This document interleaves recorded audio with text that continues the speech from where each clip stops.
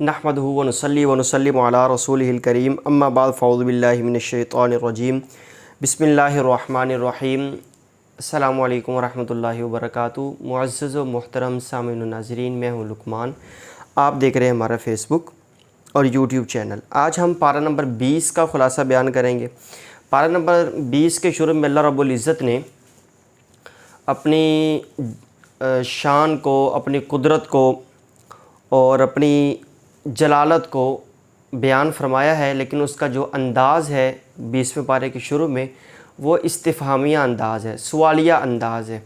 अब ये क्या चीज़ें हैं मैं आपके सामने रख देता हूँ।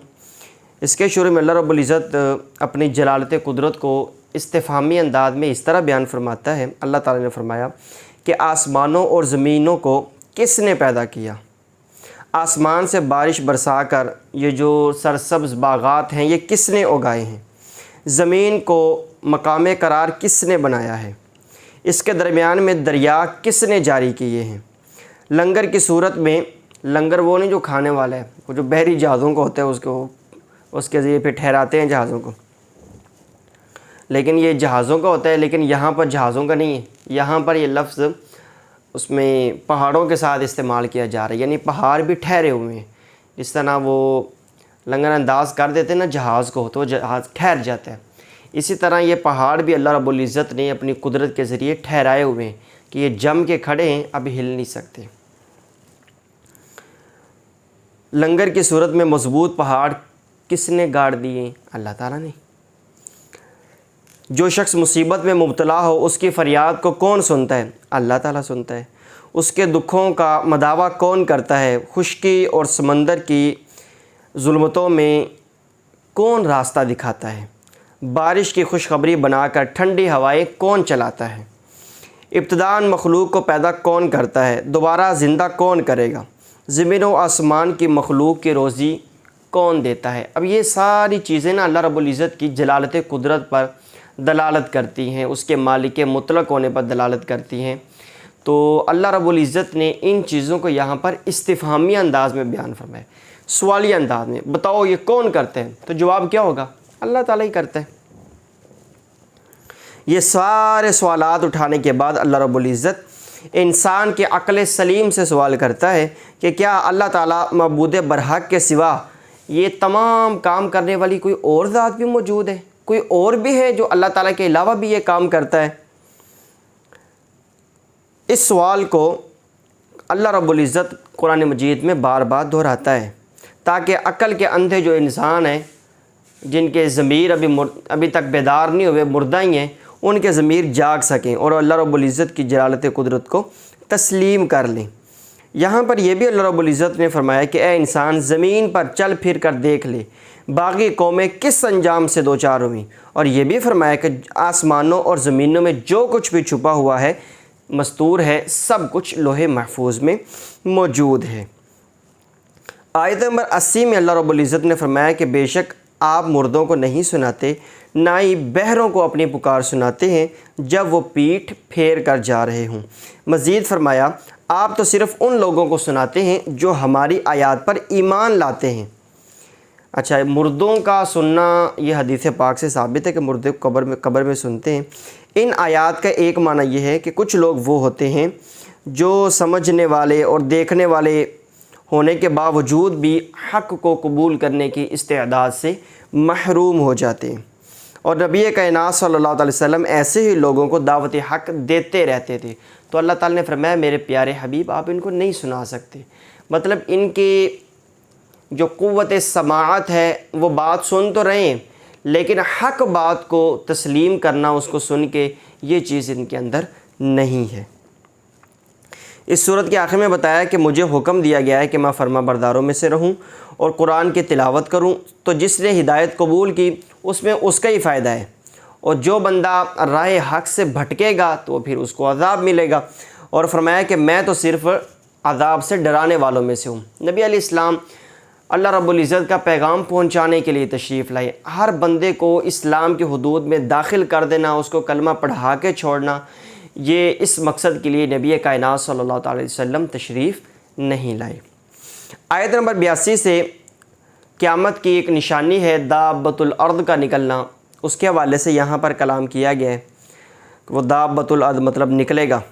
اس کے بعد ہر امت میں سے اللہ تعالیٰ کی آیات کو جھٹلانے والے گروہوں کو اکٹھا کرنے کا ذکر ہے، اور دہشت سے ان کی اپنی جگہ سے نہ ہٹنے کا ذکر ہے، اور دلیل نہ ہونے کی وجہ سے وہ پھر خاموش ہوں گے قیامت والے دن، اس چیز کا بھی ذکر ہے۔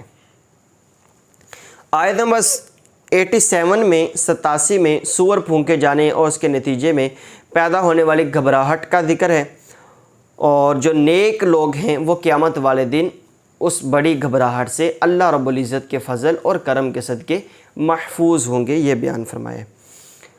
آگے سورۃ القصص شروع ہو رہی ہے، یہ مکی صورت ہے، ویسے مصحف کی ترتیب قرآن مجید کی ترتیب کے اعتبار سے یہ 28ویں ہے، نازل ہونے کے اعتبار سے یہ 49 نمبر صورت ہے۔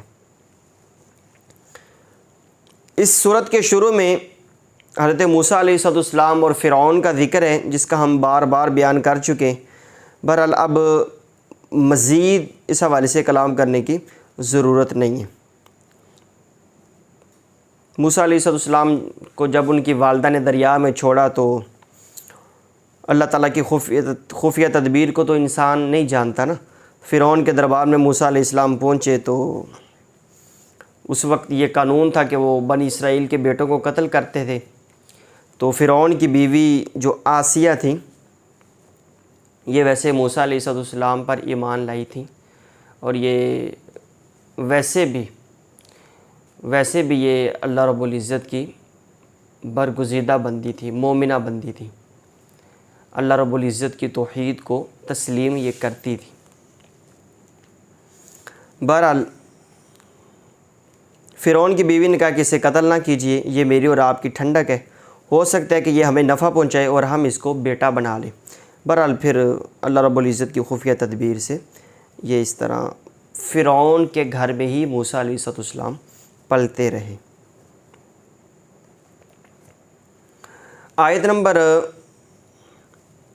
11 سے موسیٰ علیہ السلام کے فرعون کے دربار میں پہنچنے اور ان سب کا دودھ پلانے والیوں کے پستان کو منہ نہ لگانے کا ذکر ہے۔ مطلب بڑی بڑی دائیاں آئی تھیں نا، فرعون نے بلائی کہ موسیٰ علیہ السلام دودھ پئیں، تو آپ کسی کا دودھ نہیں پیتے تھے۔ تو اس وقت پھر آپ کی بہن جو ہے نا وہ فرعون کے دربار میں موجود تھی، انہوں نے اپنی والدہ کا بتایا، کہا کہ میں ایک ایسی عورت کو جانتی ہوں جو مطلب اچھی عورت ہے، تو آپ اس کو بلائیے، ہو سکتا ہے یہ ان کا دودھ پی لیں، ان کا دودھ مطلب ٹھیک ہے۔ تو اس طرح موسیٰ علیہ السلام کی والدہ کو بلایا گیا، تو آپ نے دودھ جب پلایا موسیٰ علیہ السلام نے دودھ پی لیا۔ آگے یہ اسی طرح سارا ذکر ہے موسیٰ علیہ السلام کا۔ پھر آیت نمبر 20 میں فرمایا کہ مطلب جب آپ بڑے ہوئے توحید کا اعلان کیا تو وہ قتل کرنے کا فرعون نے منصوبہ بنایا۔ اس سے پہلے وہ کتبی کا واقعہ بھی موجود ہے کہ جب آپ بڑی عمر کو پہنچے تو ایک مظلوم کو بچانے کے لیے آپ نے اس ظالم کو مکہ مارا، اس یعنی کتبی کو بچانے کے لیے نہیں، بنی اسرائیلی شخص کو بچانے کے لیے، تو کتبی کو مکہ مارا اور مر گیا۔ اس کے بعد یہ منصوبہ ہوا کہ موسیٰ علیہ السلام کو قتل کر دیا جائے۔ ابھی آپ نے نبوت کا اعلان نہیں کیا تھا۔ ایک بندے نے شہر کے کنارے سے بھاگ کر بتا دیا کہ وہ آپ کو قتل کرنا چاہ رہے ہیں، تو آپ وہاں سے چلے گئے۔ پھر وہاں پہ حضرت سیدنا شعیب علیہ السلام کی بیٹیاں ایک کنویں پر پانی بھرنے کے لیے آئیں، تو آپ نے دیکھا کہ وہ بچیاں شرم و حیا والی ہیں، لوگ مرد بھر رہے ہیں تو وہ سائیڈ پہ کھڑی ہیں۔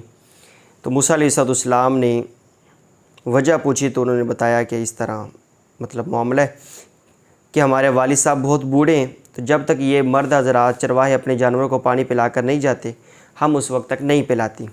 آپ نے ان کی مدد کی۔ انہوں نے گھر جا کر شعیب علیہ السلام کو بتایا کہ ایک بندہ ہے، اس نے بڑا مطلب اچھا بندہ ہے، نیک ہے، اس نے ہماری اس طرح مدد کی ہے، وہ طاقتور بھی ہے، امانت دار بھی ہے، اگر آپ مناسب سمجھے تو آپ اس کو خدمت گزاری کے طور پر رکھ لیں کہ وہ ہماری خدمت گزاری کرتے رہیں، ملازمت پر رکھ لیں۔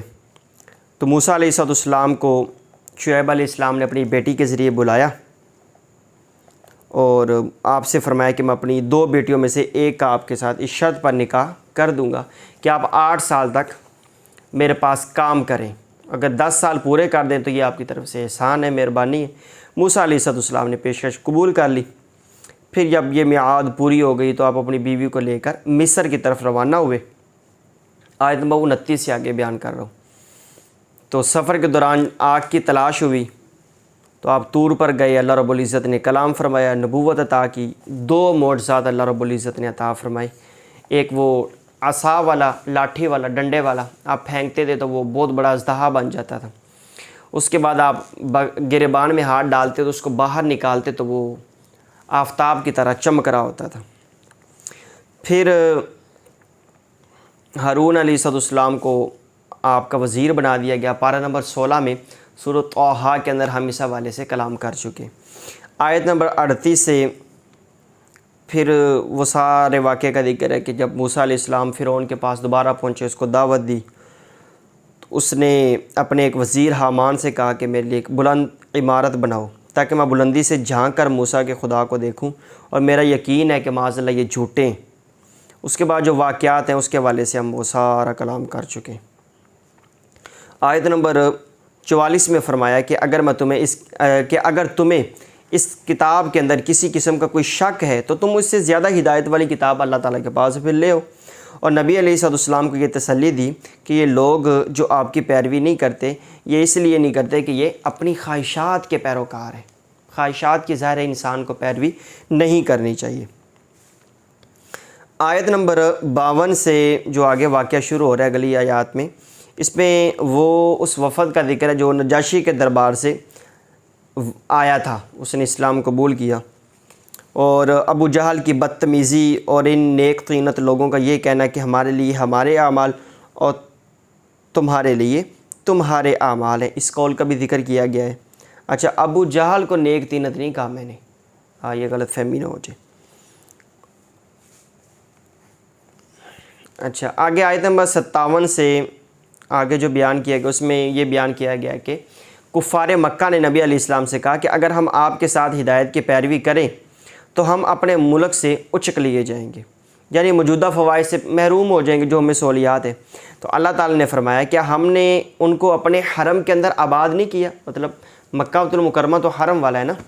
نبی علیہ السلام کی حدیث مبارکہ بھی ابراہیم علیہ السلام نے اس کو حرم بنایا، اور نبی علیہ السلام نے پھر مدینہ شریف کو حرم بنا دیا، یعنی یہ دونوں اب حرم ہیں، حرمت والی جگہ ہیں۔ تو اللہ تعالیٰ نے فرمایا کہ کیا ہم نے ان کو اپنے حرم میں آباد نہیں کیا جو امن والا ہے، اس کی طرف ہمارے دیے ہوئے ہر قسم کے پھل لائے جاتے ہیں، لیکن ان میں سے اکثر لوگ نہیں جانتے، یعنی اکثر لوگ نہیں جانتے، یعنی اسلام کی برکت سے دنیاوی نعمتیں ان سے چھینی نہیں جائیں گی بلکہ ان میں اضافہ ہو جائے گا۔ اللہ تعالیٰ نے پھر آگے فرمایا کہ ہم نے بہت سی ان بستیوں کو ہلاک کر دیا جن کے رہنے والے اپنی خوشحالی پر اتراتے تھے، یعنی ماضی کی خوشحال سرکش قوموں کے کھنڈرات جو آج بھی کئی موجود ہیں، عبرت کی جگہ موجود ہیں، وہ نشان عبرت ہیں، عبرت کا نشان ہے۔ ان آیات میں یہ بھی بتایا گیا کہ بستیوں والوں کو اس وقت تک ہلاک نہیں کیا جاتا جب تک ان پر رسول بھیج کر اتمام حجت نہیں کر دی جاتی۔ مطلب آخری حجت یہ ہوتی ہے کہ نبی تشریف لاتے ہیں، رسول تشریف لاتے ہیں، وہ سمجھاتے ہیں، قوم بگڑتی ہے، نافرمانیاں کرتی ہے، ایک خاص لمٹ سے کراس کرتی ہے، مٹا دی جاتی ہے۔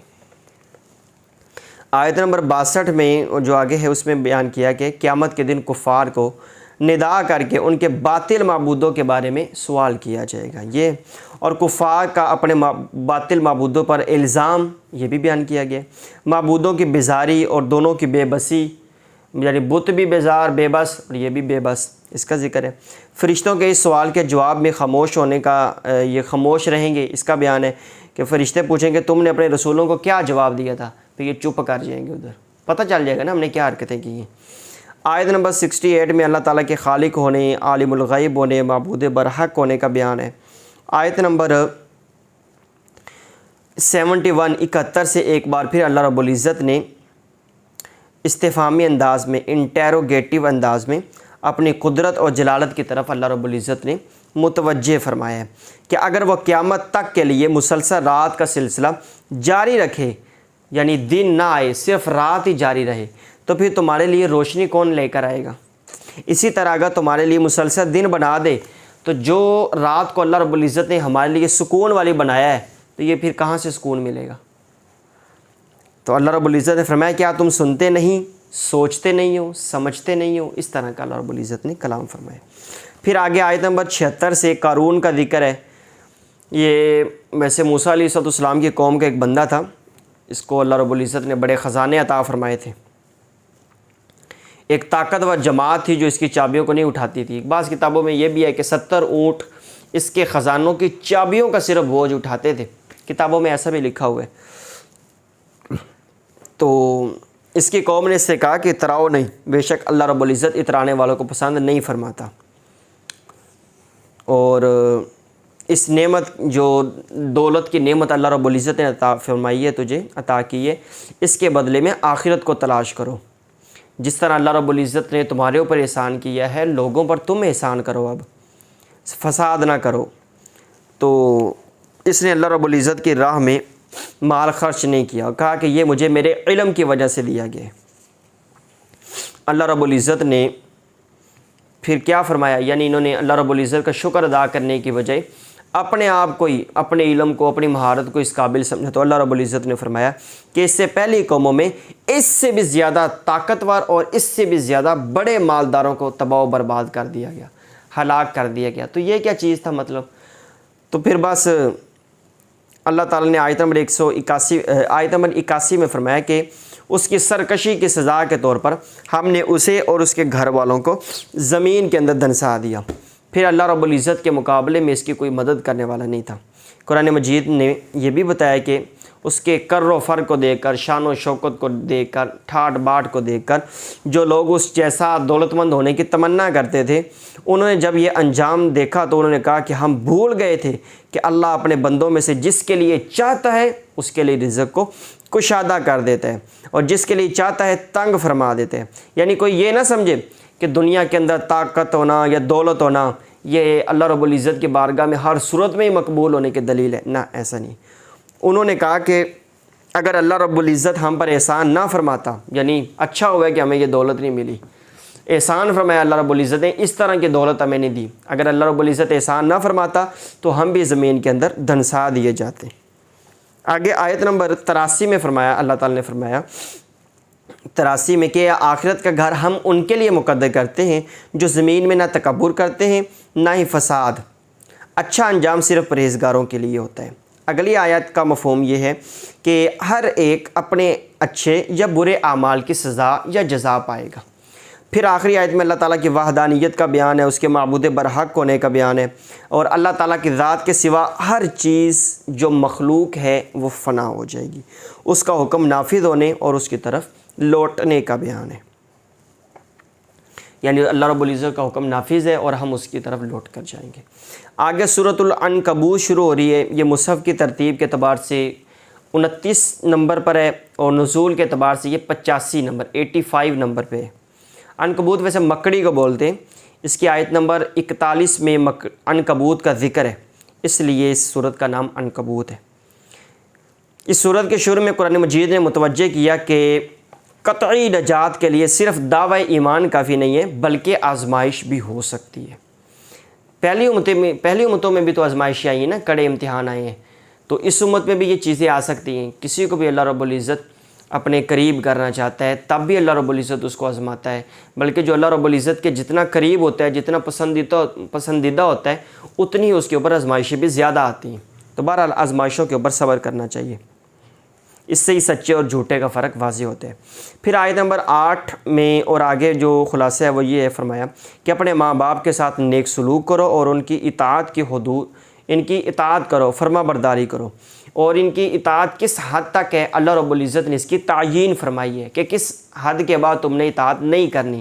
فرمایا اگر تمہارے والدین تمہیں شرک پر مائل کرنا چاہیں تو گناہ کے کاموں میں ماں باپ کی اطاعت نہیں کرنی۔ حدیث میں بھی ہے نا کہ کسی بھی ایسے مسئلے میں مخلوق کی اطاعت لازم نہیں ہے جس میں اللہ رب العزت کی نافرمانی ہوتی ہو۔ نبی علیہ السلام کی ایک حدیث مبارکہ کا اور مفہوم ہے، مطلب حکمرانوں کے حوالے سے کہ چاہے وہ جس طرح کا مرضی حکمران مسلط ہو جائے تم اس کی اطاعت کرو جب تک وہ تمہیں شریعت کے مخالف نہ لے کے جائے، یعنی اللہ اور رسول کی نافرمانی کی طرف نہ لے کے جائے، معصیت کا حکم نہ دے۔ میں مفہوم عرض کر رہا ہوں۔ تو بہرحال معصیت کے کاموں میں کسی کی بھی اطاعت نہیں کی جائے گی۔ آیت نمبر 14 سے ایک بار پھر نوح علیہ السلام اور ان کی قوم کے حوالے سے ذکر ہے۔ آیت مطلب پھر آگے ان کی تبلیغ، ان کی قوم کا انکار کرنا اور ان پر پھر عذاب۔ آیت نمبر 16 سے ابراہیم علیہ السلام اور ان کی قوم کا ذکر ہے، وہ ہم بیان کر چکے ہیں۔ آیت نمبر 26 سے لوط علیہ السلام کا ذکر ہے، اسحاق علیہ السلام کا ذکر ہے، یعقوب علیہ السلام کا ذکر ہے۔ ہم ان کے حوالے سے ہم پیچھے کلام کر چکے ہیں۔ لوط علیہ السلام کی قوم کے حوالے سے اللہ رب العزت نے ذرا تھوڑا سا مزید پھر کلام فرمایا، وہ ہم مکمل بیان کر چکے ہیں۔ پھر حضرت شعیب علیہ السلام جو مدین کی سرزمین پر تھے، ان کا ذکر ہے کہ ان کی قوم بھی اس طرح ناپ تول میں کمی کرتی تھی، ہم پارہ نمبر 19 کے اندر بھی اس حوالے سے بیان کر چکے ہیں۔ بہرحال ان کو بھی اللہ رب العزت نے تباہ و برباد کر دیا۔ آگے اللہ رب العزت نے قرآن مجید نے اہل مکہ کا مخاطب کرتے ہوئے بیان کیا کہ تم اپنے تجارتی سفر کے دوران شیطان کے بہکانے میں آنے والے عاد اور ثمود کی بستیوں سے بخوبی آگاہ ہو چکے ہو۔ یہ لوگ سمجھدار ہونے کے باوجود شیطان کے نرغے میں آئے، شیطان کے فریب میں پھنسے، راہ راست سے ہٹ گئے۔ پھر جو انجام ہوا وہ اللہ رب العزت نے متعدد مقامات پر ان کا انجام پھر ذکر فرمایا ہے۔ آیت نمبر 40 سے قرآن نے بتایا کہ ان میں سے بعض سرکش قوموں پر ہم نے پتھر برسائے، بعض کو چنگھاڑ نے پکڑ لیا، بعض کو زمین میں دنسا دیا، بعض کو سمندر میں غرق کر دیا۔ پھر اللہ رب العزت نے فرمایا کہ اللہ ان پر ظلم کرنے والا نہیں تھا، بلکہ یہ لوگ خود اپنی جانوں پر ظلم کرنے والے تھے۔ آیت نمبر 41 میں فرمایا کہ جو لوگ اللہ عز و جل کو چھوڑ کر باطل معبودوں کو اپنا مددگار بناتے ہیں، ان کے عقائد کی بنیاد ہے یا ان کے عقائد کی جو کمزوری ہے، وہ اس کی مثال اس طرح سمجھ لیجئے کہ جس طرح مکڑی کا ایک جالا ہوتا ہے کہ سب سے کمزور گھر مکڑی کا گھر ہے، تو ان کے عقائد کا معاملہ بھی یہی معاملہ ہے۔ آخر میں فرمایا کہ ہم حق کو ثابت کرنے کے لیے لوگوں کے لیے مثالیں بیان کرتے ہیں، لیکن صرف اہل عقل ہی ان سے نصیحت حاصل کرتے ہیں۔ یہ جو اللہ رب العزت مثالیں بیان فرماتا ہے نا، یہ ہماری اصلاح کے لیے ہوتی ہیں کہ ہمارے ذہن اس چیز کو سمجھے۔ پہلے پارے میں بھی اللہ رب العزت نے فرمایا نا کہ اللہ رب العزت مچھر یا اس طرح کے یا اس سے بھی چھوٹے کسی جاندار کی مثال کو بیان کرتے ہوئے حیا نہیں فرماتا، یعنی مثال بیان فرمائی نا، لوگوں کو سمجھانا ہے۔ تو اللہ رب العزت ہمارے لیے، ہماری ہدایت کے لیے اور ہمیں وہ چیز سمجھ میں آئے، ان چیزوں کے لیے اللہ رب العزت مثالیں بیان فرماتا ہے تاکہ لوگ، عقل مند لوگ ان چیزوں سے سبق حاصل کرے اور اللہ رب العزت کی شان کو، عظمت کو، ان چیزوں کو سمجھے۔